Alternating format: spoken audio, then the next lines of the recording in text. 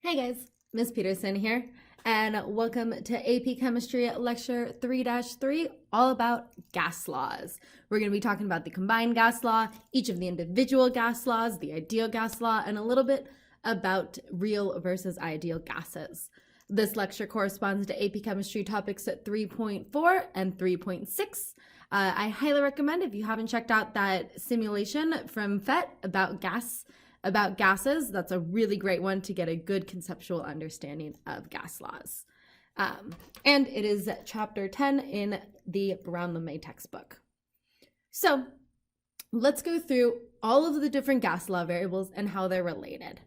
Now, all of the four gas laws that compare the properties of a gas, pressure, volume, temperature, and number of moles to each other, okay?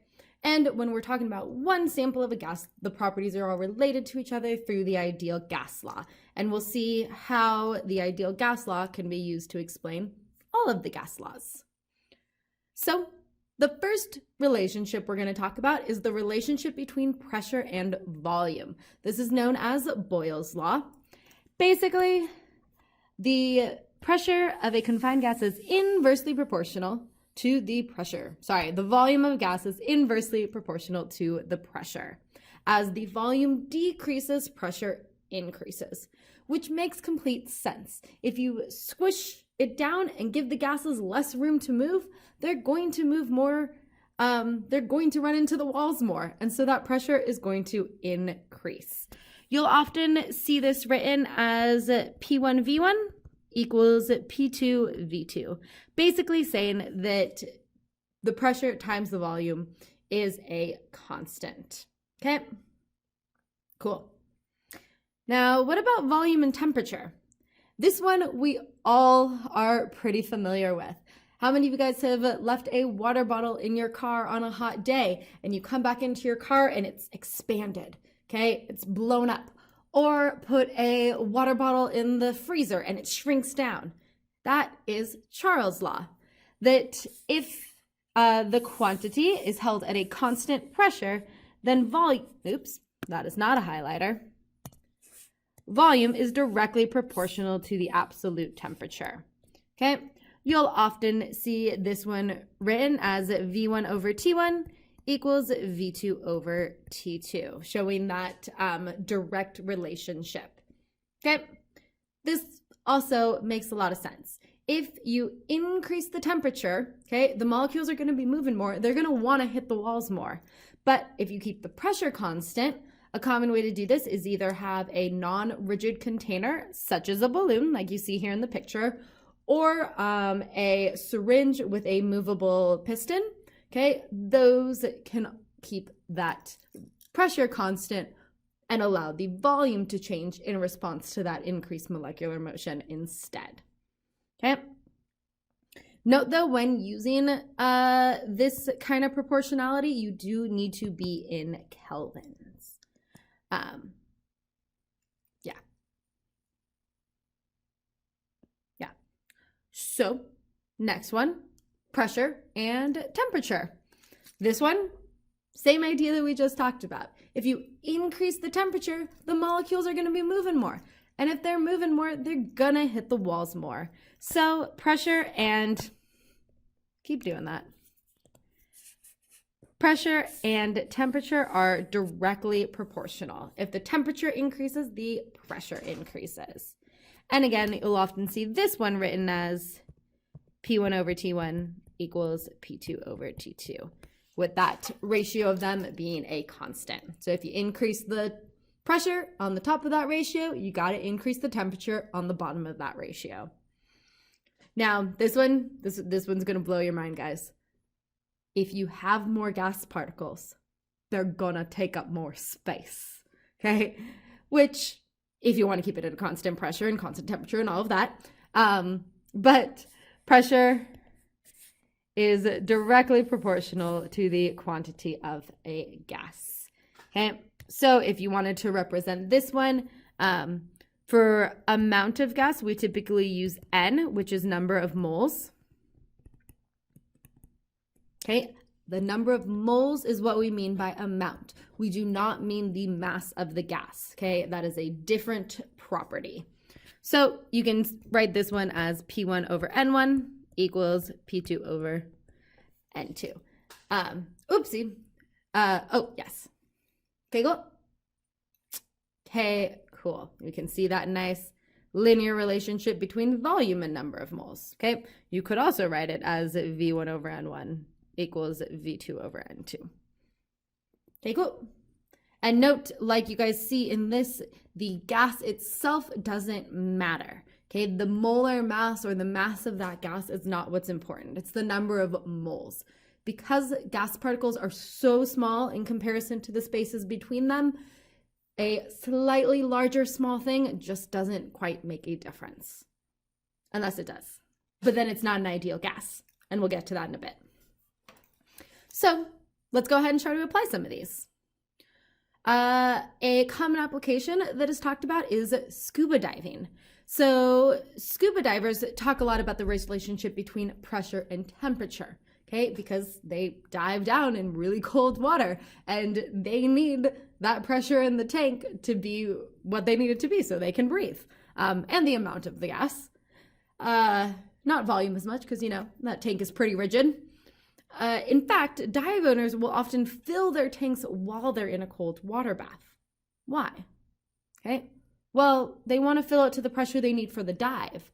And that pressure is going to be different in like on a hot sunny day versus in the cool water. So it allows the tanks to be filled to the pressure needed while in the water, okay? If filled in a warm room, for example, okay, the pressure would decrease, okay, when they got in the water for their dive. And they don't want that to happen, okay? There's a lot of really cool applications around scuba diving in physics. I highly recommend you check it out. Okay, math problem. Sulfur dioxide is a gas that plays a central role in the formation of acid rain, and it's also found in the exhaust of automobiles and power plants. Consider a 1.53 liter sample of a gas. Okay, so its volume is 1.53 liters at a pressure. Okay, so there's its initial pressure, 5.6 times 10 to the third pascals. If the pressure was changed, okay, so now it's at a new pressure, P2, to 1.5 times 10 to the fourth pascals, what will be the new volume of the gas? Okay, so anytime we're doing one of these problems, we want to think about it qualitatively first. So the pressure is going from 5.6 times 10 to the third to 1.5 times 10 to the fourth. So it's going up by a factor of 10, okay?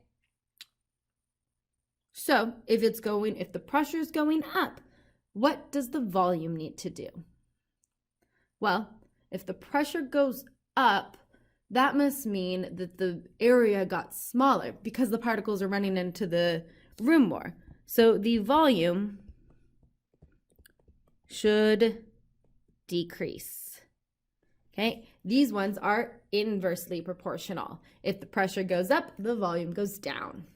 So the equation for that is Boyle's law. P1V1 equals P2V2. So let's go ahead and solve this out. We are solving for V2, so it'll be the ratio of the pressures times that initial volume. Okay, so V2 then equals our P1, 5.6 times 10 to the third pascals times V1, 1.53 liters, divided by P2, 1.5 times 10 to the fourth pascals. Pascal units cancel out. We'll be left with units of liters. As long as the units match, you are good to go. times 10 to the third times 1.53 divide by 1.5 times 10 to the fourth, and we get a new volume of 0.57 liters.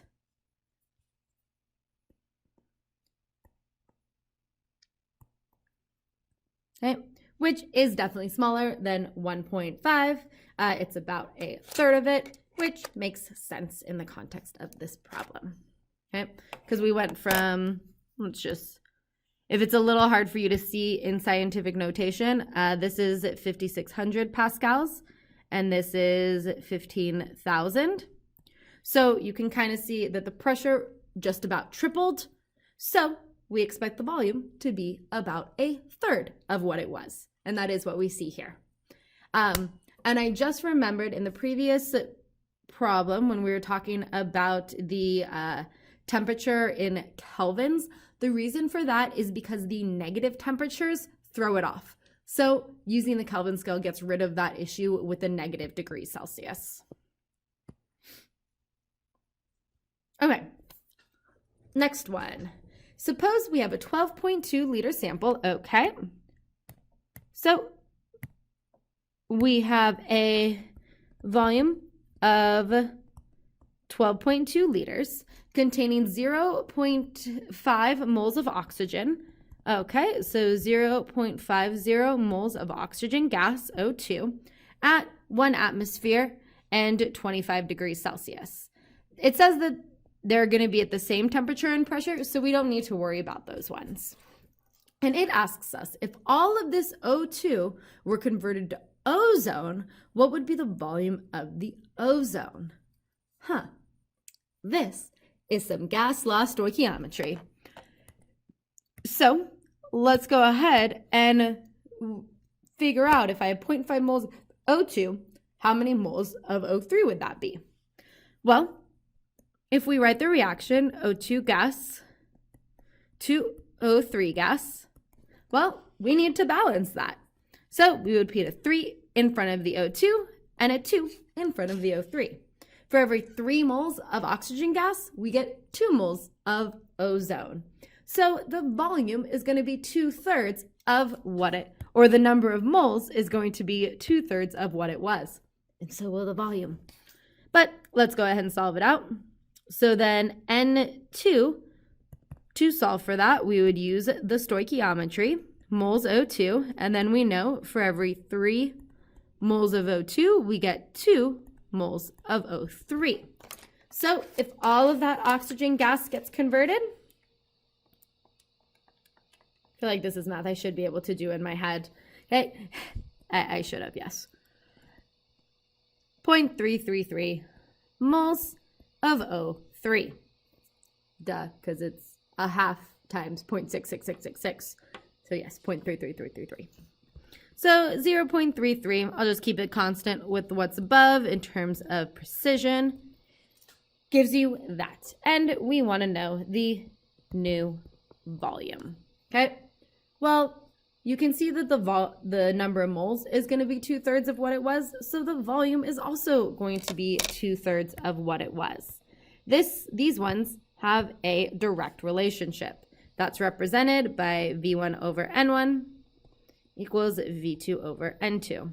So to solve then for N2, we would actually end up with the volume times the number of moles over V1. So again, the ratio of those volumes times the original number of moles.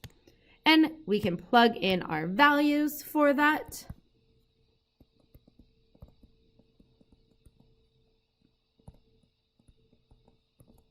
Over 0. Oh, I solved it for N2 instead of V2. Oopsies. I can math. I promise. I don't promise. That's a lie. But the volume 2 will be the ratio of that times that original volume. Okay. There we go. So N2, 0.33 times that original volume, 12.2 liters, divided by 0.50. So we have that ratio there, that 2/3 ratio, 0.33 times 12.2 divided by 0.5, which is 8.05, which we can just round and say 8.1 liters, which makes sense.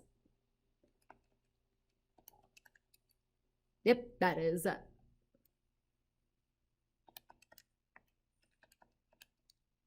that is 2/3 of the volume. Okay, cool. Okay, cool. Let's go ahead and talk about, wait a minute, do I have to memorize all these individual gas laws? Nope.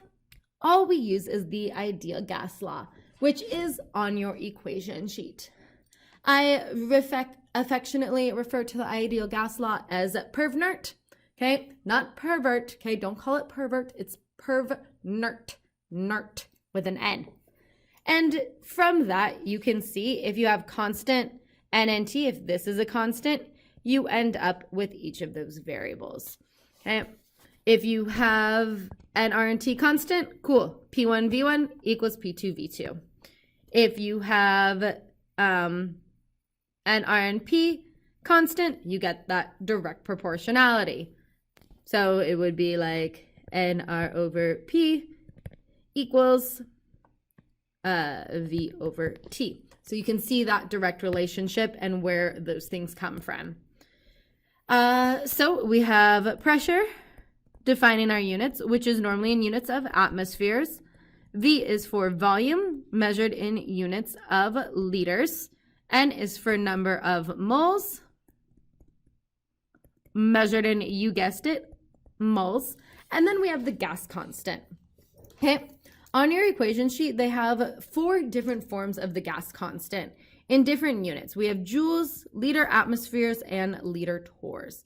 And we use these different forms depending on what units match the units that we're given, or that are in our other variables. The most common one that we will use here in chemistry class is 0.08206 liter atmospheres per mole Kelvin, okay? And then T is temperature, which is in, you guessed it, Kelvin. Okay, cool. Okay, cool. Now, these gas laws can also be rearranged to solve for the density of a gas or the molar mass. Now, these ones aren't quite as commonly used as the ideal gas law, but it is a pretty important derivation to be aware of. So, basically, density, we remember density. Density equals mass over volume, okay? Now, mass and density are not in our ideal gas law equation, but volume is. And actually, I'm going to take this, move it over here so I can do a nice clean derivation there. So if we reorganize that, we end up with volume equals mass over density. And I'm going to sub that in to our ideal gas law equation. So it's normally PV equals nRT. And for that volume, I'm going to sub in the mass over density. Okay? Subbing in that mass over density. And that is something, oh, nope, it's even on your equation sheet. The density is mass over volume. Don't even need to memorize it. But I just checked and they do use a capital D, so I will change my notation to be aligned with that. Okay, so if we do some rearranging here, we have pressure times the mass equals density times nRT.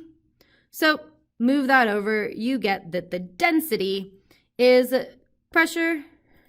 I'm actually going to do it as mass times pressure over nRT. Okay, so that is the ideal gas law rearranged to solve for density.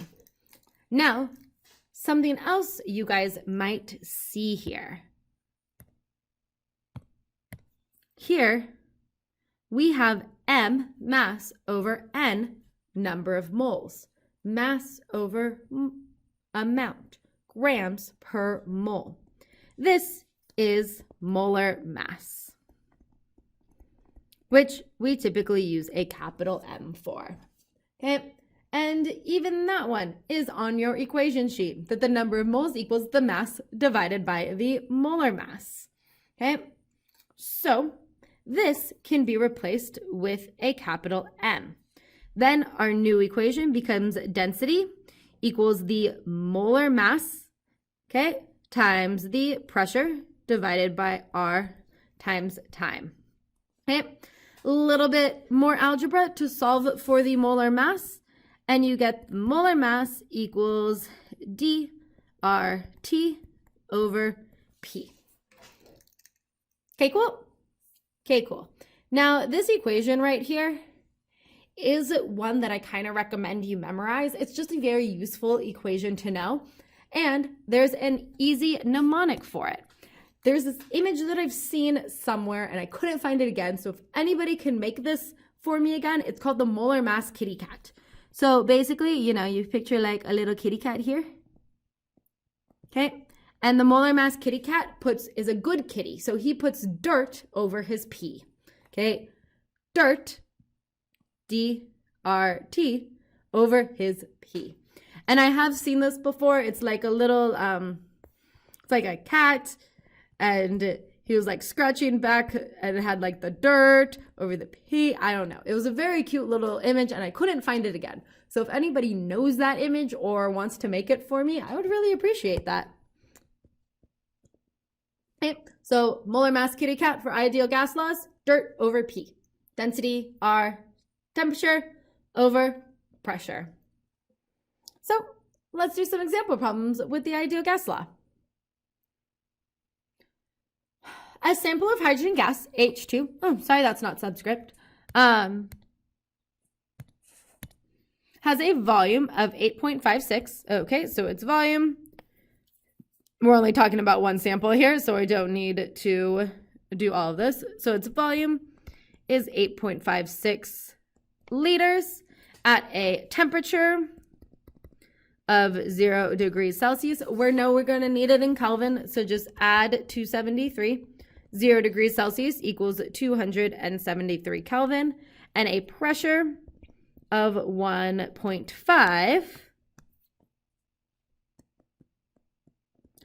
atmospheres. And we're looking for the moles. We're looking for N. So this is a very straightforward problem. We are just going to use that ideal gas law, PV equals nRT, and solve it for number of moles. So we have PV over RT. So then N will equal the pressure, 1.5 atmospheres, times the volume, 8.56 liters, divided by R. Now, we have liter, atmospheres, moles, and Kelvin as all of our units. So this is the number that we're going to use, 0.08206 liter atmospheres per mole Kelvin. And again, all of the units in that is on your reference sheet, so don't worry about memorizing that, times 273 Kelvin. Now you guys can hopefully see how Kelvin cancel out Kelvin, atmosphere, atmosphere, liter, liter, and we're left with moles on the bottom, which is the top. So we plug it all into our calculator.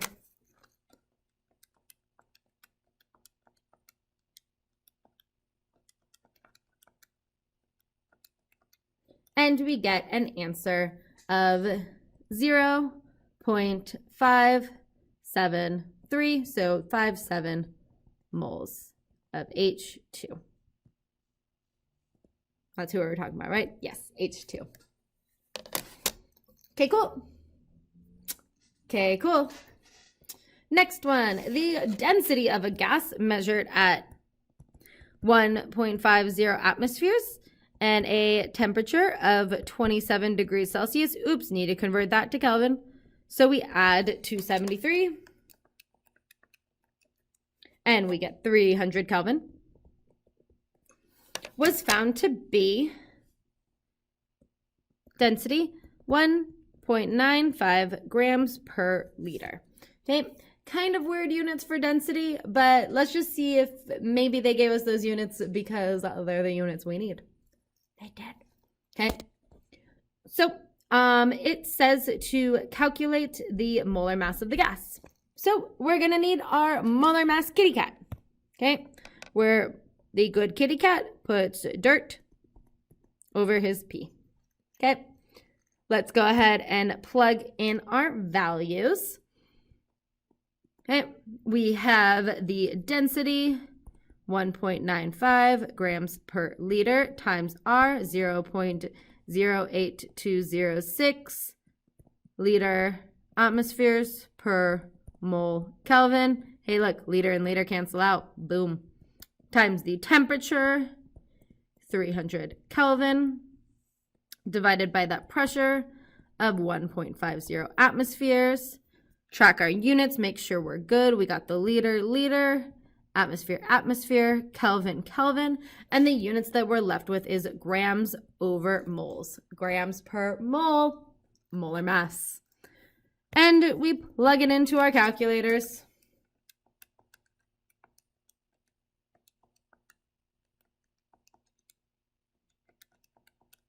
And we get a molar mass of 32.00, so 0.0 grams per mole. So it's probably oxygen gas. Okay, cool. Okay, cool. Number 3. Use the ideal gas law to solve for the volume. Okay, so we're looking for volume of 1 mole of gas at STP.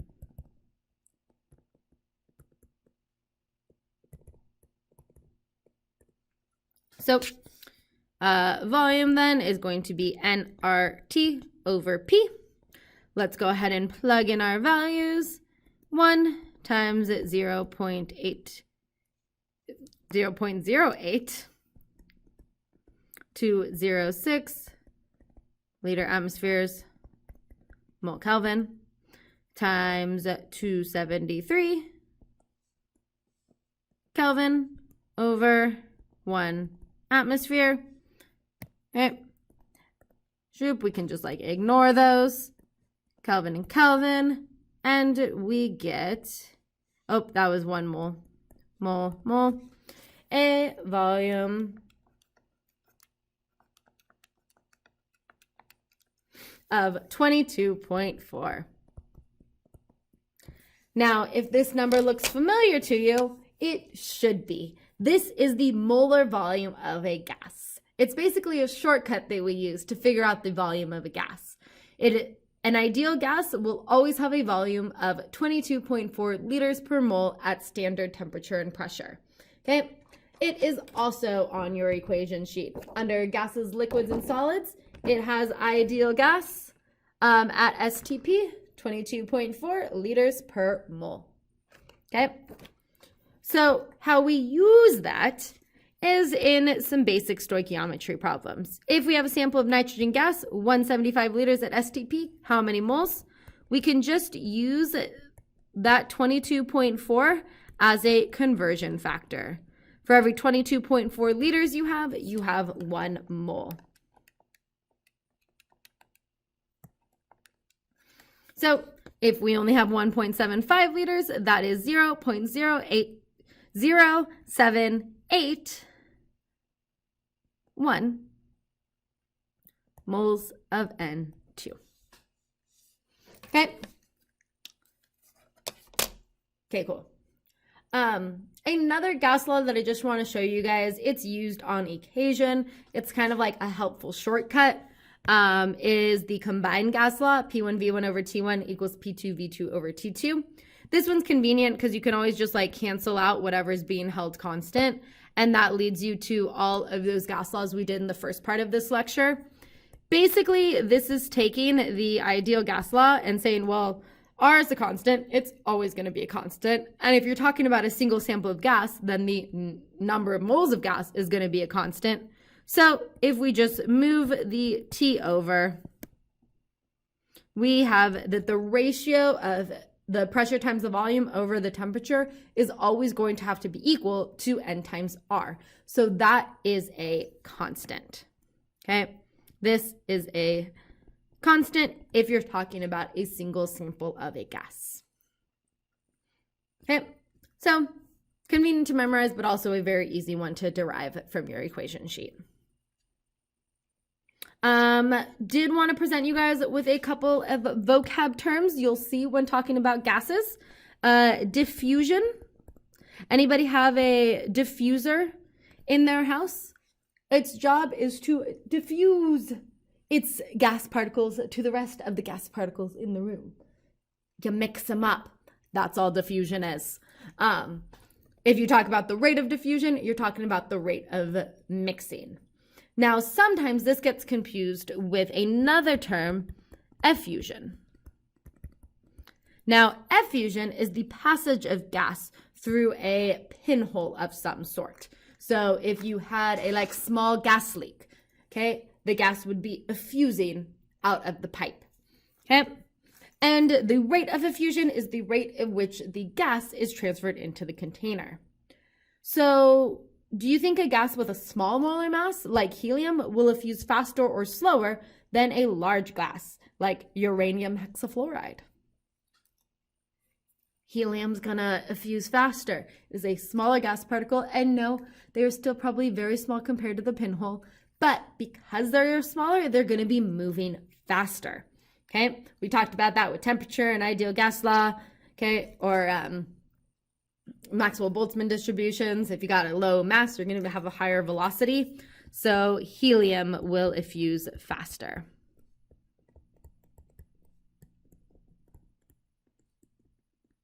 It has a much better chance of randomly passing through that pinhole simply because it's moving more.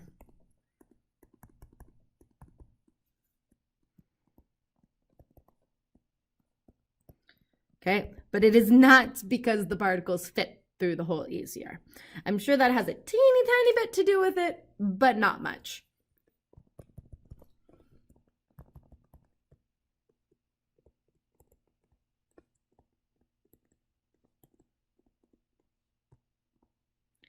It'll be moving faster, thus more likely to pass through the pinhole. Okay, cool. Now, the ideal gas law is great. We use it all the time, but we do have to keep in mind that this is only for ideal gas laws that abide by those 5 principles of kinetic molecular theory, meaning they're super duper small and they don't interact with each other and they have negligible volumes compared to the volumes of their container. This is most true at low temperatures where the gas particles aren't moving enough. Oh, sorry. This is least true at low temperatures. The gas particles are moving slower. So when they pass by together, they have more time to interact and have intermolecular forces between them. And high pressures. If you have high pressures, that means you got a lot of gas molecules in a small area, so they are also more likely to bounce into each other and take up space. It is also less true for bigger molecules, okay?